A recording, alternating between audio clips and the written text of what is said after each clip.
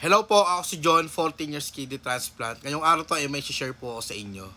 At sana hindi pa huli ang lahat para sa inyo sa mga nakapanood na ito. Kanina po may nag-comment sa atin na yung anak daw niya pina-check up niya kasi nagsusukat, nahihilo. Then doon nila nalaman na stage 5 na pala yung chronic kidney disease. Then mismong araw na yon dialysis. Yung nabasa ko yon, syempre nalungkot ako dahil ganun din po nangyari sa akin. Kaya palagi ko po sinasabi sa inyo, kahit paulit-ulit kong sabihin sa inyo, na kung may nararamdaman kayo na hindi kayo komportable or feeling nyo na may masakit sa inyo, mas maganda kung magpapacheck up na po kayo agad. And palagi ko pong sinasabi, kung may budget po kayo, kung may pera po kayo, wala pong masama kung magpapacheck up kayo sa NIPRO. Mas maganda kasi yung maaagapan. And palagi ko rin pong sinasabi sa inyo, yung simptomas po kasi ng chronic kidney disease, hindi po siya lalabas unti-unti. Lalabas po yan lahat, biglaan na lang.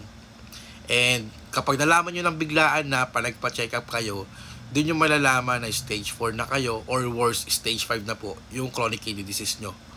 Ngayon, paano nyo malalaman yung simptomas kapag lumabas na lahat? Yun nga po, nasusuka, nahihilo, namumutla, yung tipong wala ka ng gana kumain, yung panlasa nyo ibang-iba na, and of course yung pag-ihi nyo, bula-bula na po yung ihi nyo, and also yung minamanas kayo. Yun po yung mga simptomas. And sinasabi ko po sa inyo na hindi po siya lalabas unti-unti, na to the point na stage 1 pa lang lalabas na yung simptomas. Hindi po ganun yun. Lalabas yung mga simptomas na yun, biglaan na 4 and 5, and wala na po kayong magagawa. Kaya palagi ko po sinasabi sa inyo, kahit paulit-ulit, kahit nga ngayon paulit-ulit ako, magpa-urinalysis kayo, magpa-check up kayo sa NIPRO. Wala naman masama, magkano lang naman ang mga laboratory test. Kung namamahalan kayo sa mga government hospital, pwede kayo sa mga diagnostic center, di ba? Magpa-check up kayo sa NIPRO. Yun naman importante. Para at least kung may problema man, maagapan, di ba? Yung mga stage 1, stage 2, kaya pa yan Nakukuha pa yan sa diet. Pero pag umabot ka ng 3, AV, tapos umabot ka pa ng 4 and 5, wala na pong magagawa nun. May mga kaibigan din ako, may mga kilala ko na nagpapacheck up sila.